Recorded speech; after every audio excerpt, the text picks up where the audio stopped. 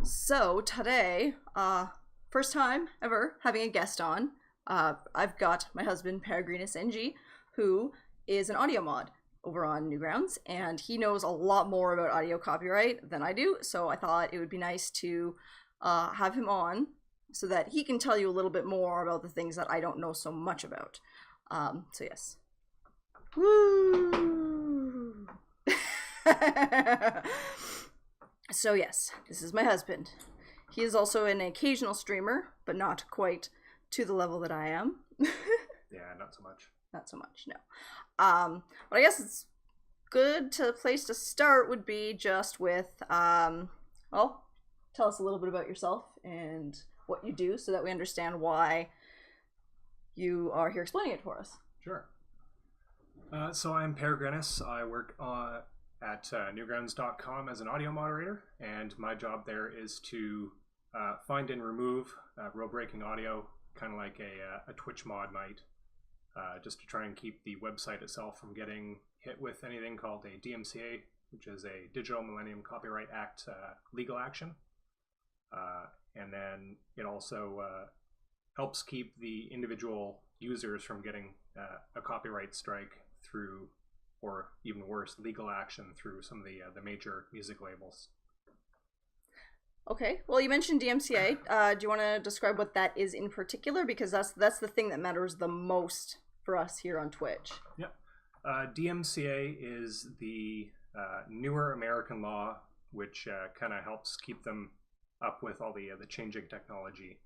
And what it is, it's basically a notification that you'd get in big legal jargon that says that you've done something bad and you have to remove the item. So if you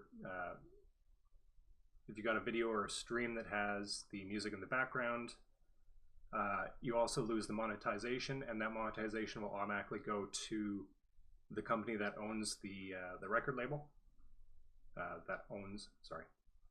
The company in charge of the music, so that the artists themselves can actually get paid. So basically, what you're saying is if you play the bad music and you get caught, you lose your money too. Yeah, so the way it works for Twitch, and I'll put the link up there later, it's basically twitch.tv/p/legal/DMCA-guidelines. Basically says that Twitch has a 3-strike system. They do use a program similar to one that I use, which uses a giant database of millions of songs that gets updated every day.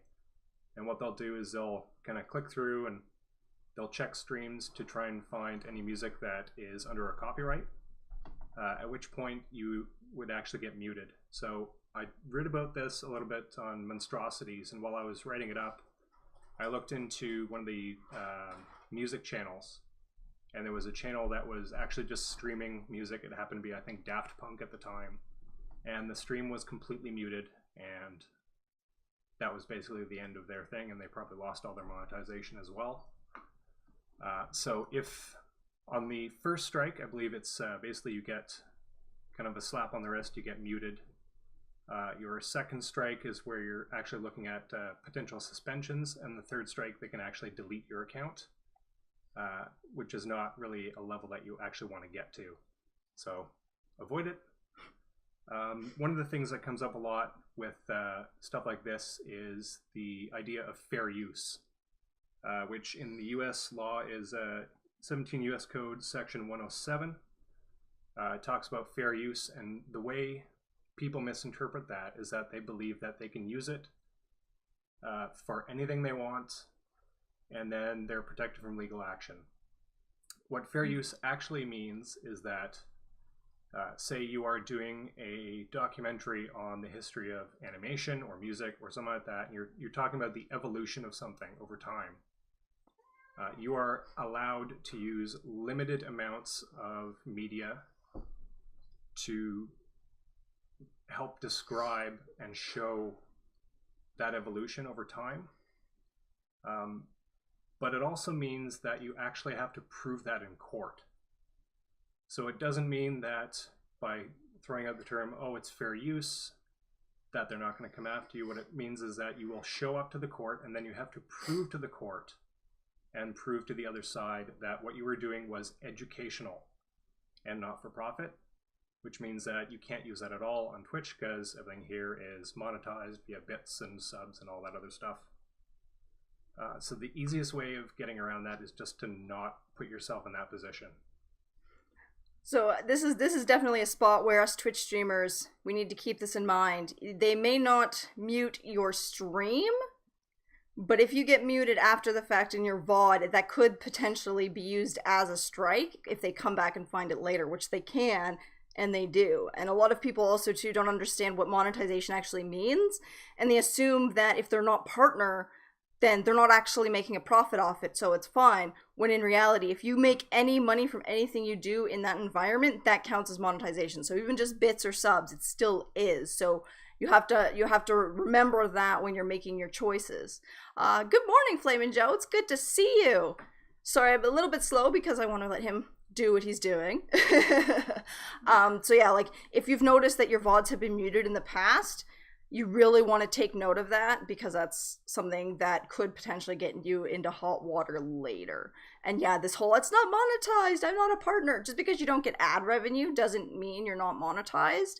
And the risk is there that you will lose your monetization completely, if not be removed from the site completely, if you do it on an ongoing basis. So you really want to keep that in mind. And something I would talk about there is that if you are currently at the point where you're not an affiliate and you're not a partner,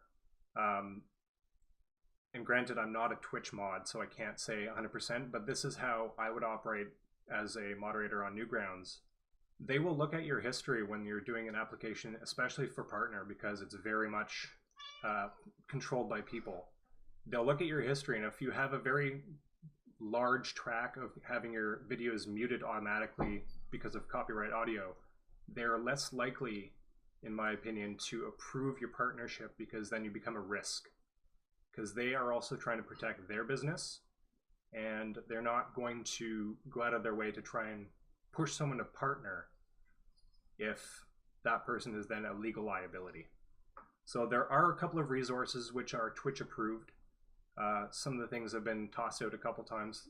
The first one is No Copyright Sounds. Despite its name, it actually is a copyright music label, which confuses a lot of people. The way No Copyright Sounds works is that they have arrangements with Twitch and YouTube, which licenses their music to be used in a stream or in a video or anything that isn't commercial.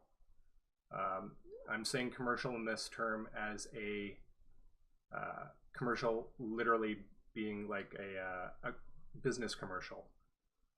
So making a little bit of profit off of it, getting bits and all that stuff, that's completely fine. They're not going to come after you for that, and they do not pursue copyright strikes.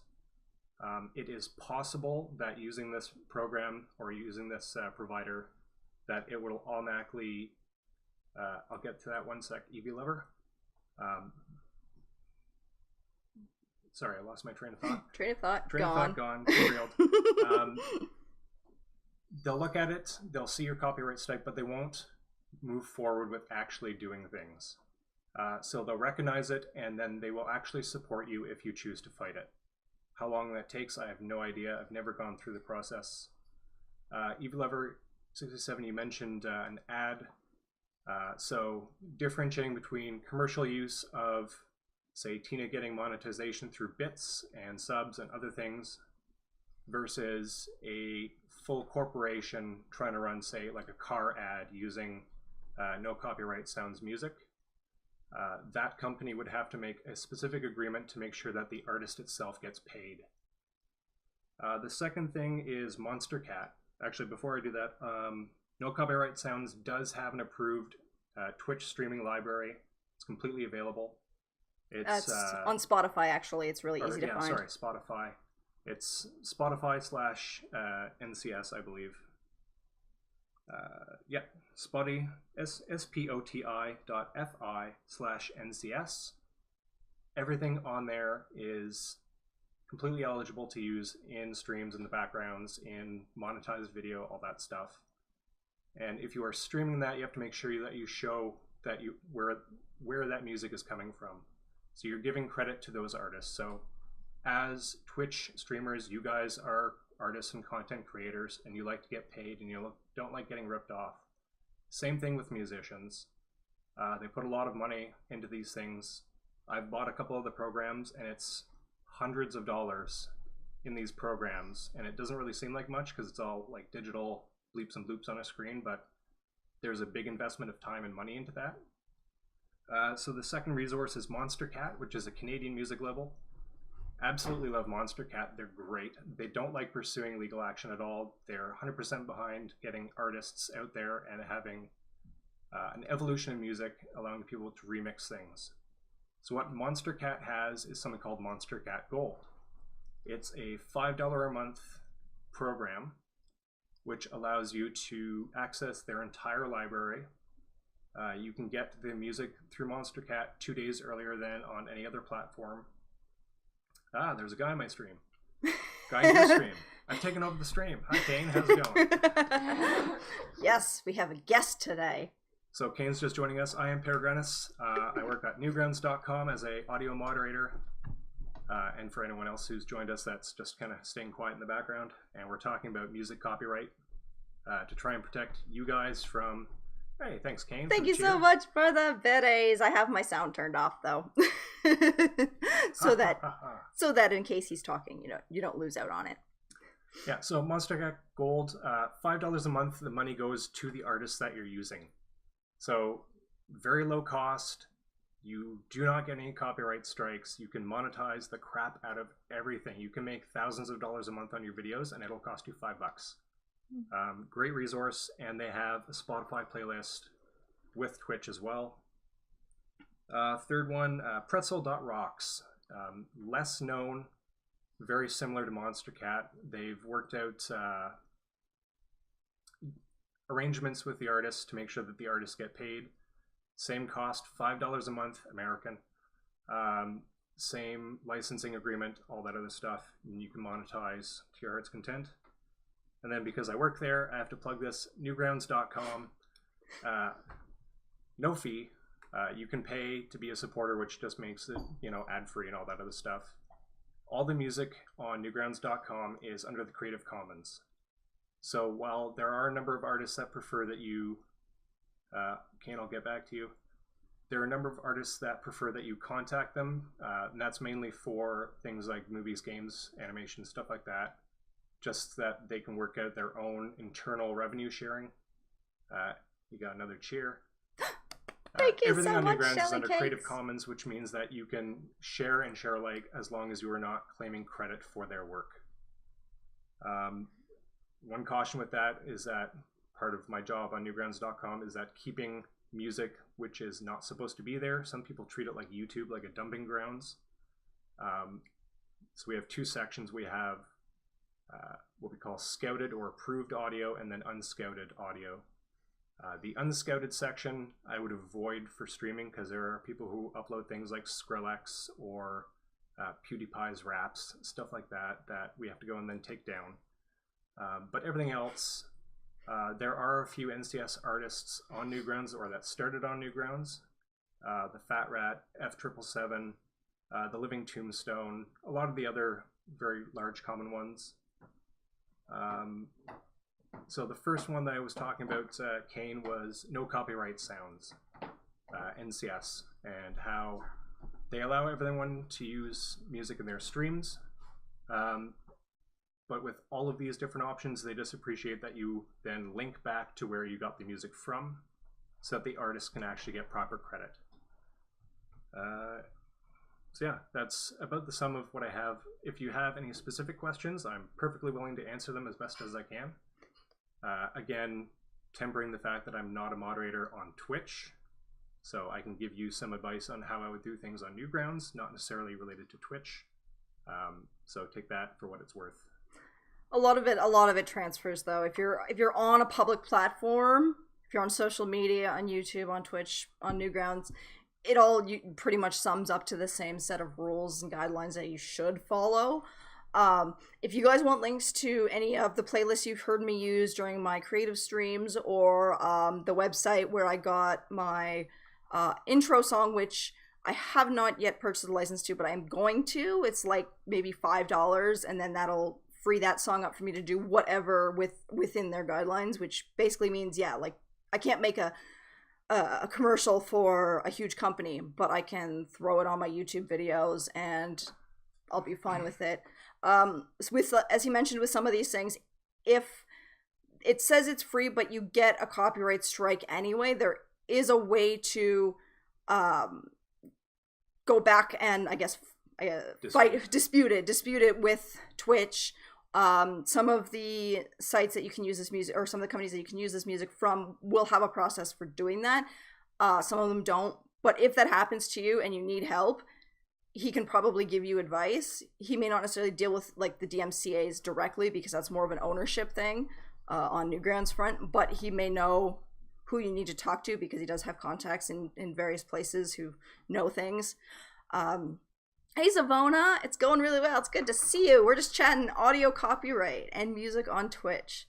80s synthwave playlist. Can you I know a couple of resources for that, and I want to just yell them out, but at the same time, I'm not 100% that they are good for Twitch. But if you like 80s synthwave, New Retrowave on YouTube is a great channel.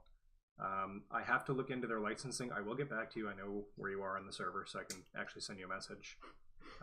And then one of the other moderators, Alice Mako, makes synthwave, and she releases it on Bandcamp, very low cost, and everything that goes on to Newgrounds, again, Creative Commons. So she appreciates that, she gets paid for use.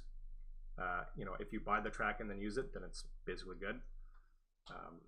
And then there's a couple of other artists, which I'll look into a little bit for it. I had another point I was going to make, and I feel like it's gone. I know, excuse me. Actually, I remember now. A couple points. One of the big things for me is that, especially early on, like before you've made affiliate, when you're still trying to figure out what you're doing, you want to avoid creating your branding and your entire like channel as like a whole. You want to avoid building it around using copyright content. What I mean is, like, your avatar, your like your full page branding, your graphics, it's better to avoid them being made from copyright characters if you can. Sometimes it really depends on what it is. Like, and I freely admit I do use some, but there is a difference between an emote you have occasionally use, or that you only have as a placeholder, and like a 10-second GIF during an alert, versus your entire header being a copyrighted character, using copyright fonts, your entire stream set up, having a constant flow of music in the background that's all under copyright.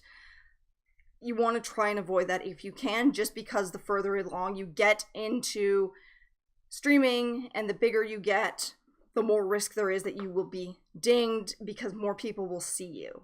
And basically, the bigger you are, the more visible you are, and the more copyright content you have, the higher the risk that you're going to run into problems because of it. Yeah, it gets harder to hide things that aren't the way they are supposed to be. The more traffic you get, because people are going to start looking at you and looking at things. There's a couple of companies which I would avoid outright, and these are companies that do or can and do send out DMCA's against very small people. Disney is a big one. Please don't have Disney in the background of your streams. Don't use Disney stuff at all. Even if you license it, they still go after you, because Disney protects their properties very much.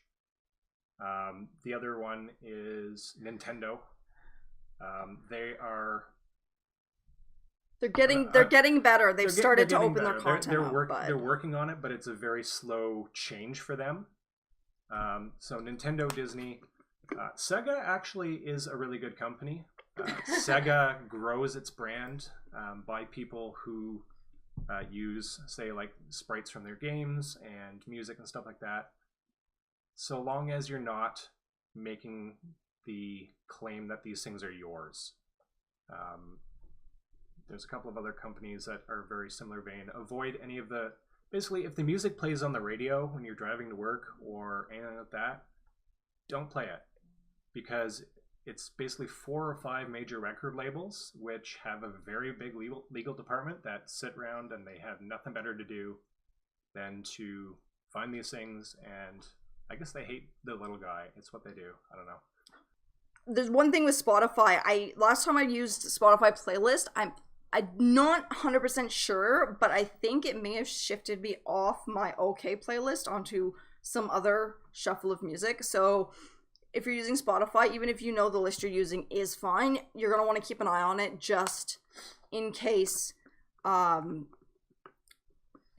does that, because sometimes it'll do that a weird shuffle thing where it'll start playing, suggested music, and you don't want to run into trouble accidentally, because despite what a lot of people think, ignorance of the law is not a defense. Nope.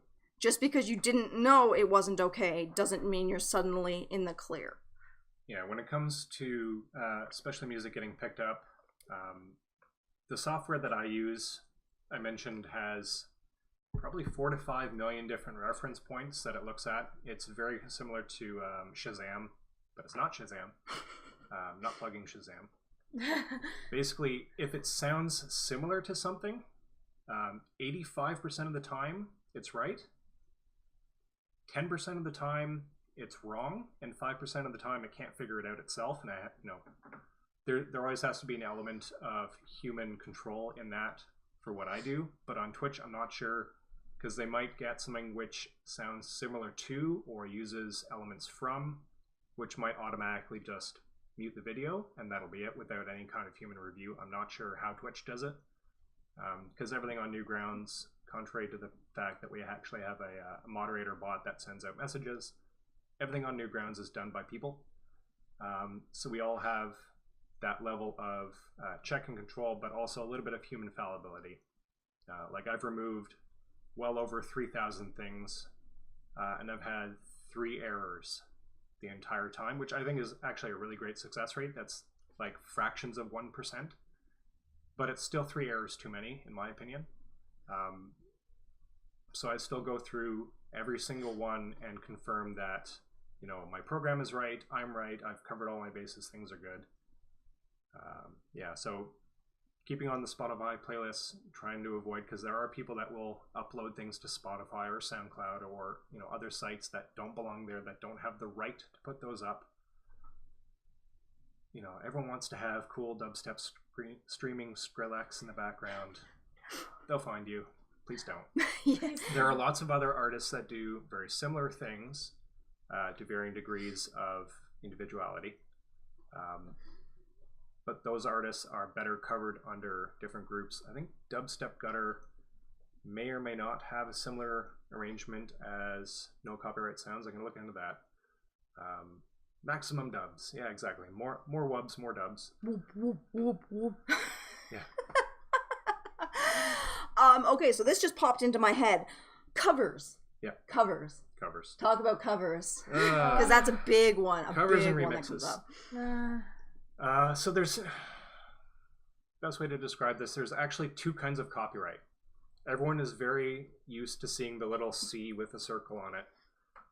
That is copyright.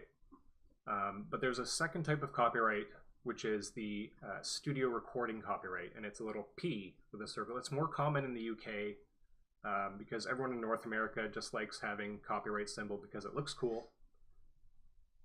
And the big example I like to use for this is the reason why Leonard Cohen's Hallelujah has been covered to death 50,000 times is the fact that Leonard Cohen's Hallelujah is under a circle P sound recording copyright.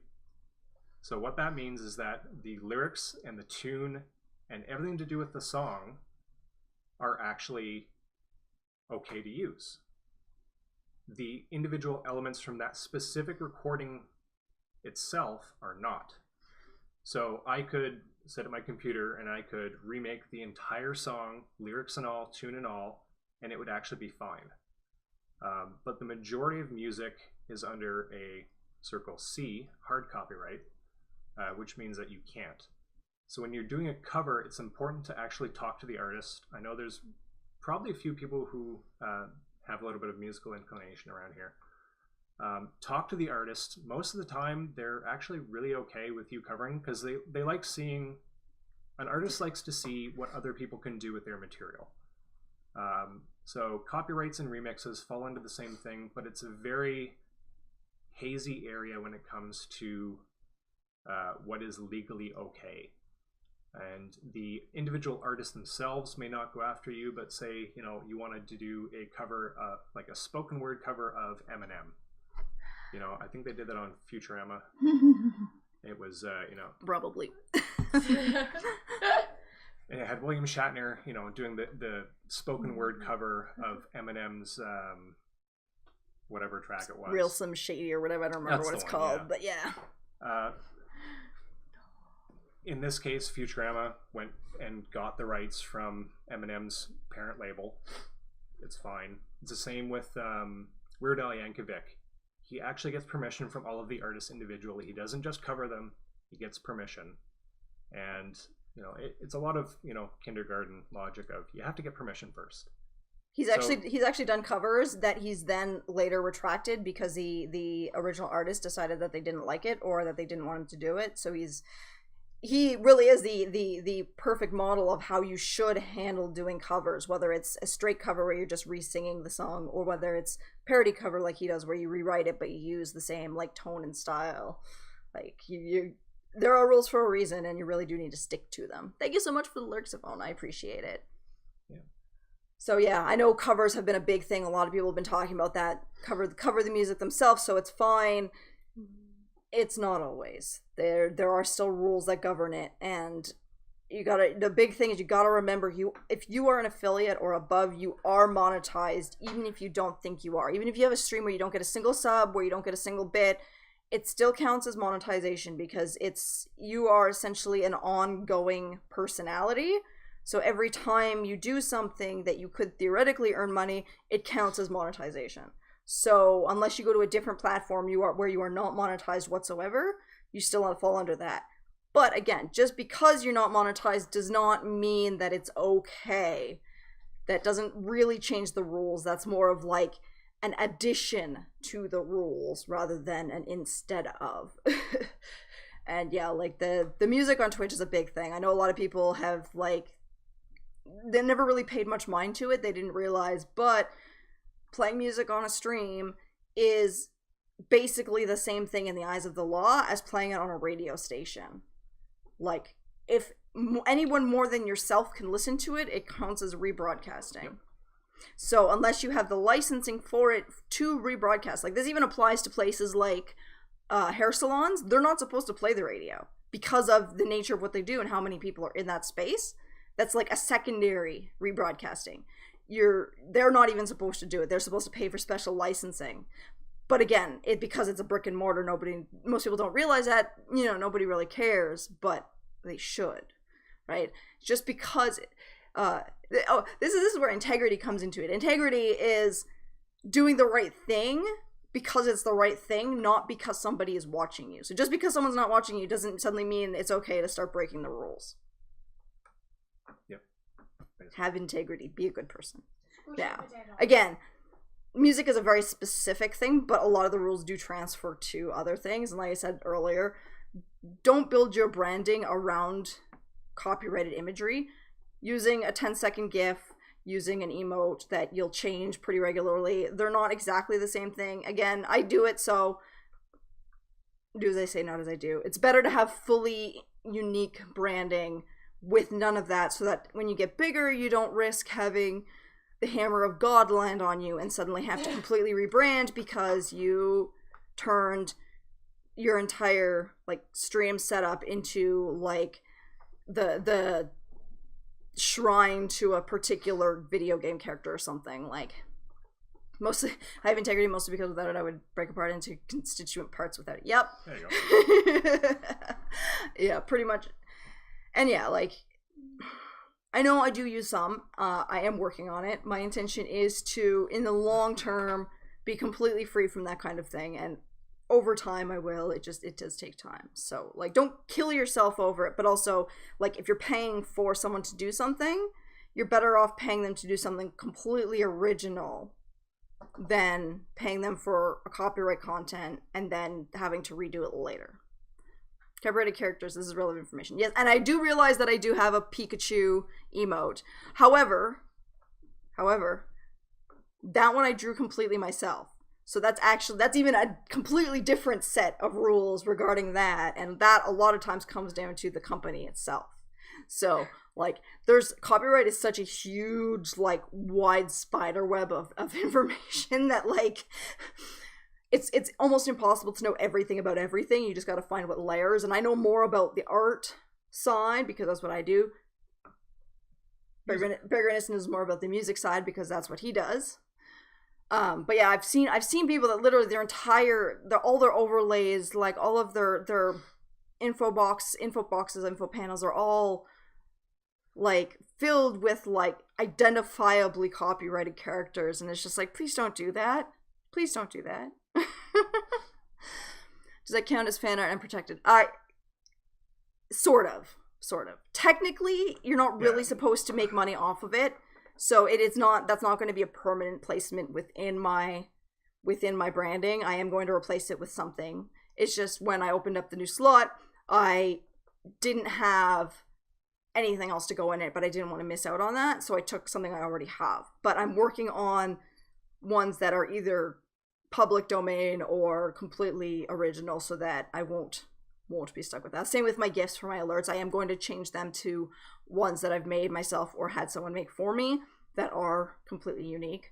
But yeah, it's technically fan art you're still not supposed to make money off of. It just becomes more of a gray area. Yeah, what do you mention there with but his username being 2 characters? There was a YouTube streamer that recently had to rebrand himself because one of the things that he used was actually a Nintendo character. So in order for him to keep going forward, like, it's a username. Usernames are fun. It's paying homage to things. It gets people interested in the topic, which is awesome. And a lot of companies are behind that. But it gets to a point where the companies do start to take notice. So keep that in mind. Don't be completely reliant on being tied to that. Like, I chose my username 14 years ago, something like that, and it's Latin for Roman Wanderer, and it's not under copyright, but I don't really brand myself. I'm also guilty of having a profile image made by someone who I haven't paid for it. I do have it linked, and I actually do have a contract out right now with an artist. I've paid the money. I'm just waiting for things to get done out, so I get my own unique to me art that I've then paid the artist for. So I am by no means perfect. I'm pretty sure nobody is. No, nobody is. And if you think you are, you might want to stop throwing stones in your glass house because it's going to come crashing down around you. Yeah. But yes, it's honestly, investing in your branding is incredibly important. Like, when you're first starting out, you don't have a lot of money. That's fine. Use the things that you can find. But as you start to grow, you want unique branding, and you don't want it to be tied so much into a copyright, like copyrighted like characters or imagery or fonts. So basically, my suggestion is if you do want to tie into that in some way, you can use coloring and design choices that will reflect the theme you want without actually going into those copyrighted areas. And fonts are another big one. A lot of people don't realize this, but fonts can and do have copyrights and be something that you need to license to be able to use. Now, with fonts, it's generally a little more clear what you're allowed to do with it. They'll have either like a free use for personal use only. You can pay or use for free on up to a number of paid items. Maybe you're making prints. And then most sites do have like a very clear copyright. This is what you need if you're going to use this permanently in your business endeavors. And most sites have that pretty clearly if you look at their terms of service. But yeah, just because a font is there does not mean you can use it freely for any purpose. Just like anything else, there are rules around it. And yeah, like I honestly think when you are able to spend the money, have an artist. If you're not an artist yourself, spend the money, have an artist do your branding, do your overlays if you want, do your emotes, and have them done in a way that is unique to you, because you want to stand out. And the more that you depend on other people's creations, the less you're going to stand out, because you're going to blend into a sea of other people doing the same thing. Like I've gone for the purple and gold spoons, and those are memorable because it's not something that everybody does. Like, at least once a week I have someone go, "Why spoons?" And then I get to do my little spiel, and then later on people are like, if someone throws up my emote during someone else's stream, they're like, "Oh hey, that's Tina's emote." It's not going to get mixed up with other people, and that's what you want to go for. You want to be memorable, separate from everyone else, so that you get set in people's memories, and then they come back. Nice. Have the artwork enough of a deviation to be original? Yeah, pretty much. And this is where IPs where there is an open-endedness to it can be really helpful, because if you have like a self-created character that, well, like, you're not going to want to like lift it from the game. Having a self-created OC for that can create basically a mascot that both ties into but also isn't part of that IP. Now, you do need to be careful with symbols and that kind of thing, because if you put somebody else's logo in there, you know, that could be a problem. But it gives you a place to go with it, right? I know this one is tough for like solo game or single game streamers, because if they only play the one game, they want to tie themselves into that game. But unless the company has either themselves given out free use graphics, or they have licensed somebody else to give out free use graphics, throwing their imagery into it is no bueno. And I know Fortnite is bad for this. A lot of Fortnite streamers will just take whatever assets from the game to make their graphics, and you really can't. Not without certainty that it is okay for the purpose you're using it. And usually it's not, unless you've been in touch with the company itself. So you need to be aware. Basically, the most important thing is you need to be aware of the rules and the regs when you're making these decisions, so that you know what potential consequences there may be. Like, I know there's a lot of people who have basically, they've seen the Twitch, the update to the Twitch TOS and their new system of strikes, and have essentially just gone, eh. It's like, well, if you know it and you still make the choice, well, it's up to you. But knowing what could happen and being aware of that, so if it does, you know what to do. Because if you've never been dinged before, so you're just like, no big deal, and you keep playing your playlists, and then you do get dinged, you want to know that I only have 2 dings left, or I won't be able to stream anymore. So then, you know, maybe that will be the incentive for you to change. Same with branding. Like, a small streamer branded around a character is probably not going to get hit with a DMCA. But if you grow as an affiliate and you hold on to that branding and you get towards partner, there is the potential that you could either lose partner or be given less freedom as a partner, because using those graphics puts Twitch at risk. And Twitch being at risk is not something they're going to do for one streamer. Even Ninja isn't worth enough if a major corporation comes down on them with their legal team. So, like, you got to be careful. But with Ninja's not a great example, because he is so big that his team can go to these companies and get permission in a way that a small individual streamer couldn't. Like, if you were to email a big company, some are cool, a lot aren't. Actually, a good example for that one was Fortnite had that promo recently with Marshmello. I didn't play it. I had to read about this third hand. What they did was Fortnite went to Marshmello's parent record label. They worked out an arrangement, and the arrangement was that you could not stream anything that had Marshmello's music in it. You could show the emotes, you could show the skins, all that other stuff. You were not allowed to stream or monetize videos with Marshmello's music. So people saw that, they went hog wild, because holy crap, Marshmello's in Fortnite now. They didn't read too much into it, and I feel that there's a few people that probably had some troubles after that because they didn't look into the terms. So more than anything, more than the legal stuff, you have to look into making sure that the artist that you're using something from is getting their fair credit. You know, someday down the line, you might be the next Ninja or whatever, and you don't want to have people using your image, your logos, your other things for their own purposes because it takes away from yours and it's things that you have built up for yourself. So consider that with other people's intellectual property, whether it be music or art or anything like that.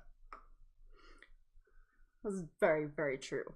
And yeah, like branding is all about creating an image that people will immediately associate with you. If you see the Starbucks logo, you know what it is. If you see the Nike logo, you know what it is. Now, streamers are generally not big companies like that, but as you build your community, as you create your following and expand outwards and become better known, the more recognizable you are independent of everyone else, the better it is, because then people will think of you and then go back to you, and that's what you want.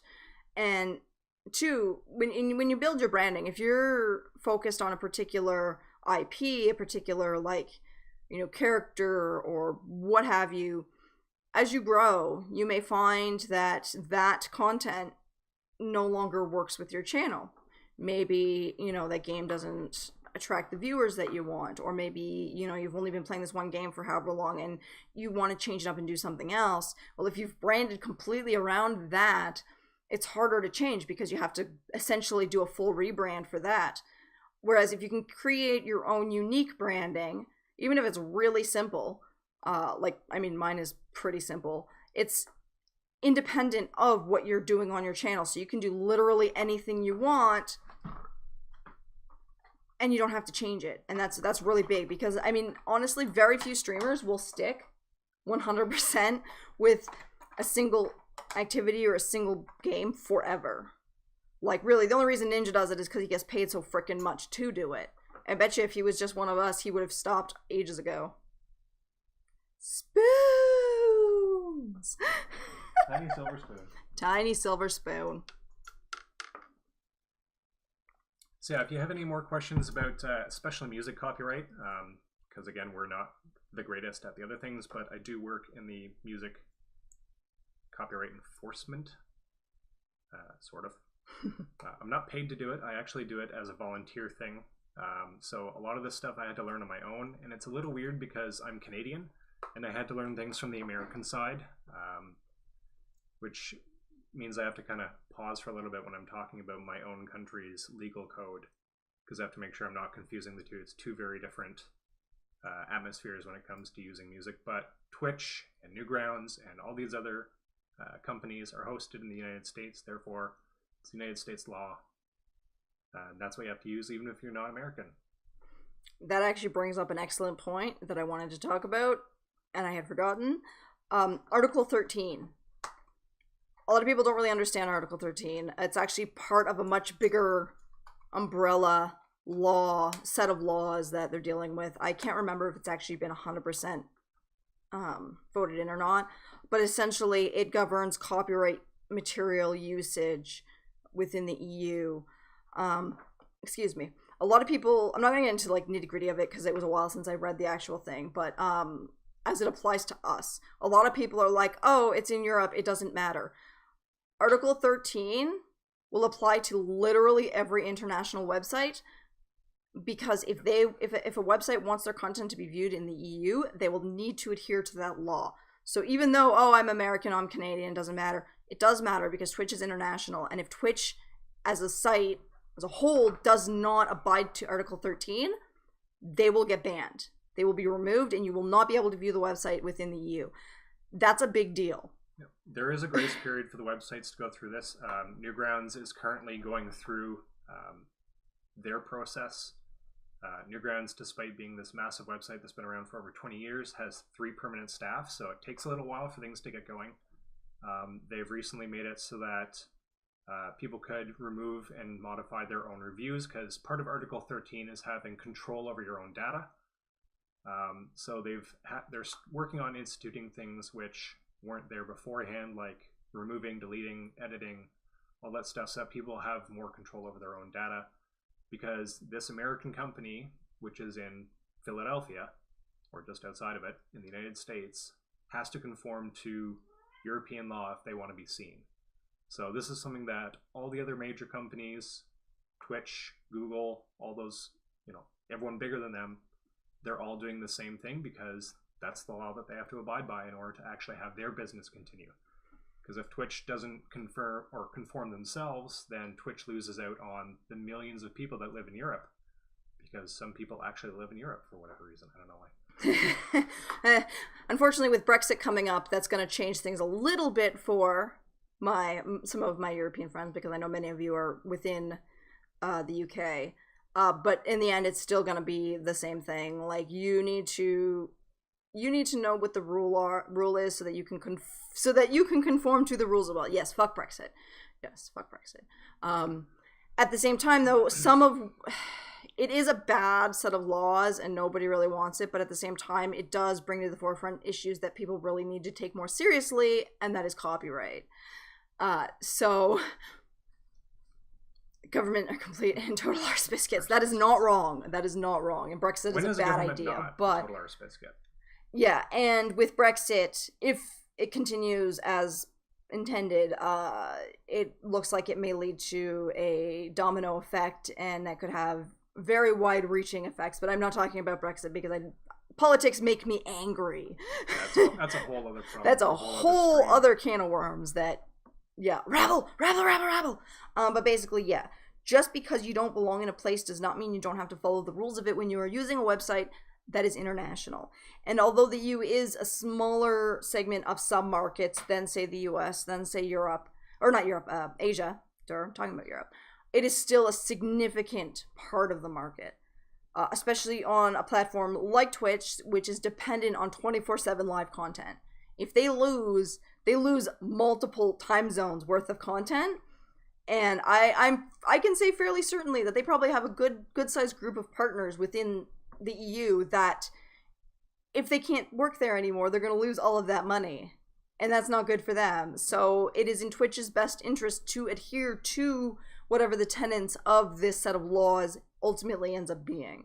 So, and a big part of that is why Twitch didn't change their TOS so much as highlight it again and bring in the 3 strike system, is because that is what they have to do to adhere to these laws.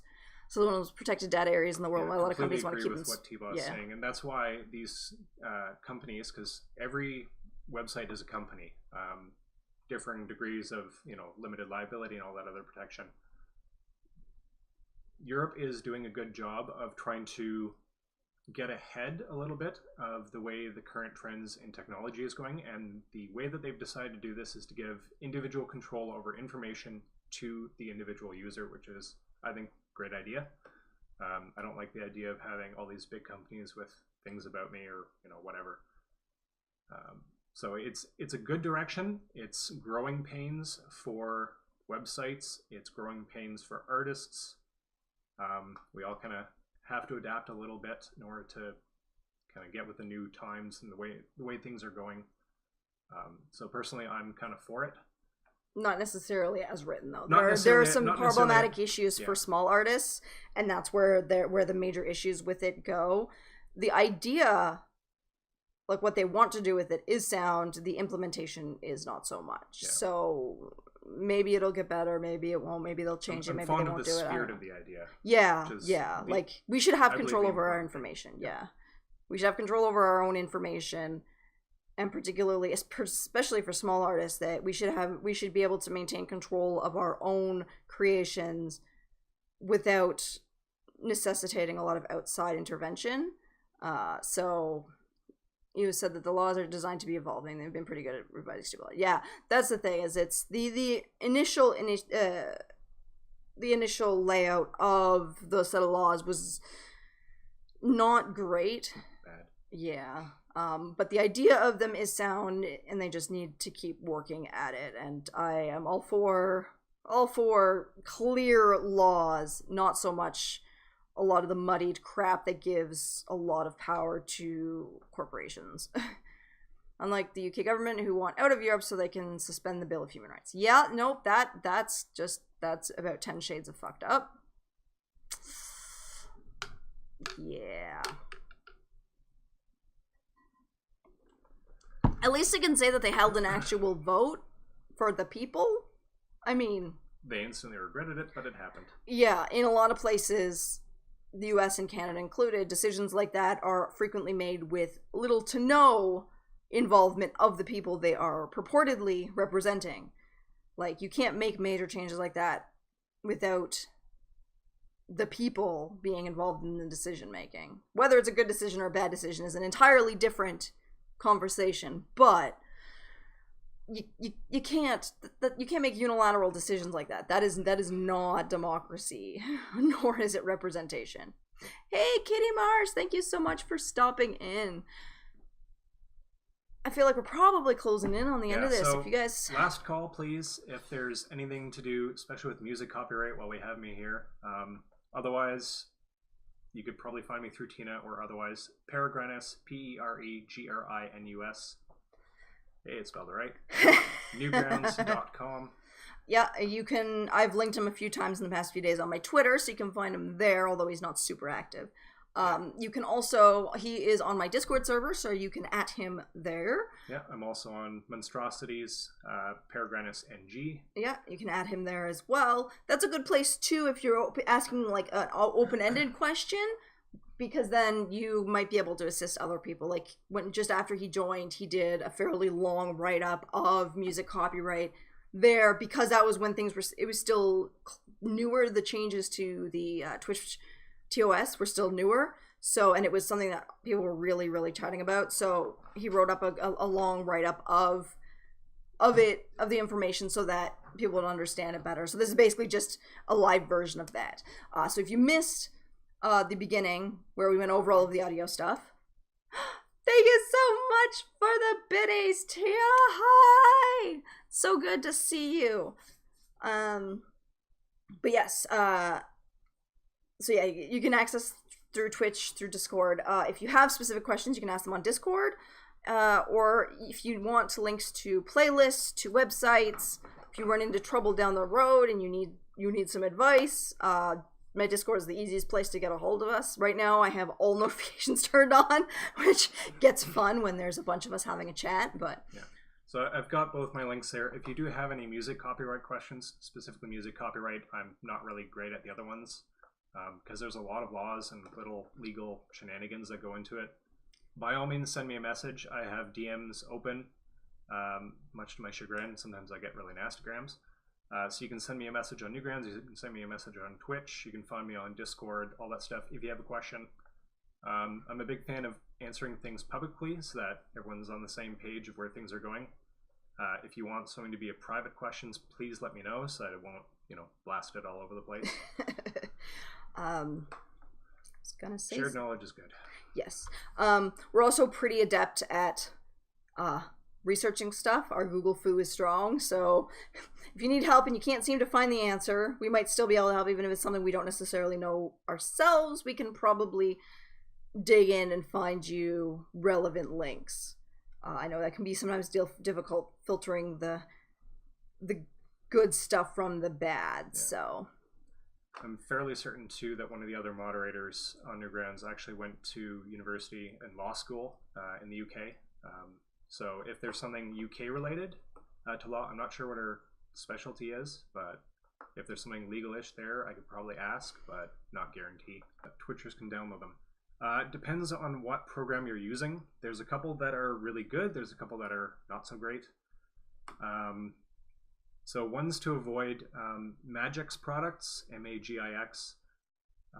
They're good products. They're great for learning how to, the fundamentals of making music. Unfortunately, the way their legal terms work is that they actually keep control over everything produced in the program, which is pretty terrible if you ever want to monetize it or share it, because as soon as you share it off the Magix site, then you've already broken the TOS. Loop Labs, same problem. Any of the online DJ suites, same problem. Ones that are good, which are decent for starting out. FL Studio is basically the industry standard. It has a 30-day free trial. LMMS, which is Linux Multimedia Music Suite. Cakewalk by BandLab, although it's completely free. however, super resource intensive. My gaming computer actually got bogged down by it. So those are 3 free things. And then when you look to distribute, SoundCloud is good, Newgrounds is good, YouTube is good for growing your audience. Spotify generally likes to have some kind of agreement. I'm not super sure about uploading to there. Reaper Pro isn't too bad and free. Yep. I found Reaper a little bit less user intuitive at the start. And there's a couple of tablet-based ones. So if you have any Apple products, GarageBand comes free. FL Studio Mobile, which is about $15 or $20 Canadian, so like $10 to $15 American. Then there's a couple of other tools I can't remember off the top of my head. Audacity is a free one, which is very, very bare bones, mostly for vocal editing. Kane, don't need to call them out. I don't want to make things awkward. Call them out. No. But yeah, we can, over on Monstrosities, we can direct that way. And yeah, Tiba has working knowledge of UK EU copyright stuff, which actually would be super helpful because yeah, that's where you run into problems because every location is a little different, and the EU is its own can of worms. So yep. If you have something specific for that, T-Ball might be able to help you or direct you to where you can. That's the thing is sometimes you got to know what you know and know what you don't know and be able to split the two. Sometimes it's okay to just, pull shit out of your ass, but sometimes it's not. Again, none of this can be taken as legal counsel. Yeah. This is not legally binding, nor are we guaranteeing your success in a court case. This is guidance to try and keep you out of legal problems.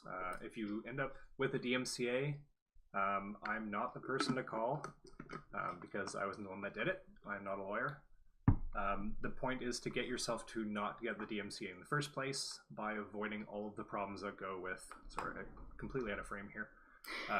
Avoiding all of the problems that go with using music which isn't licensed in a stream or a VOD or a YouTube video. So last time I'm going to throw out these resources. No Copyright Sounds has a Spotify playlist. It's available through Twitch, through Spotify, YouTube, all those other things. You have to make sure that you have the artist name, track name, and then a link to No Copyright Sounds and the artist's social profiles if they have them. Basically, if you're on YouTube or anywhere else, in that little info box that always gets cut off that no one ever reads because it's too close to the comments, that information should be somewhere available in your stream or your deck or whatever it is. So no Copyright Sound, Monstercat Gold, Monstercat not gold. A little bit risky. $5 a month is free music. Well, it's one sub. $5 a month. Or well, two subs if you take your cut from it. So two subs will pay for all of that music. Yeah, and that Monstercat's Gold completely protects you from any kind of legal action. That is paying for a license for the music. And you get their music 2 days before they release it on YouTube and all their other platforms. So it's a bit of an elite club, and they've got Monstercat Discord and all that stuff. Pretzel.rocks, very similar, $5 a month. Newgrounds.com, free Creative Commons music. And that's about the sum of it. Yeah, I think that's about it. I hope this was helpful for you guys.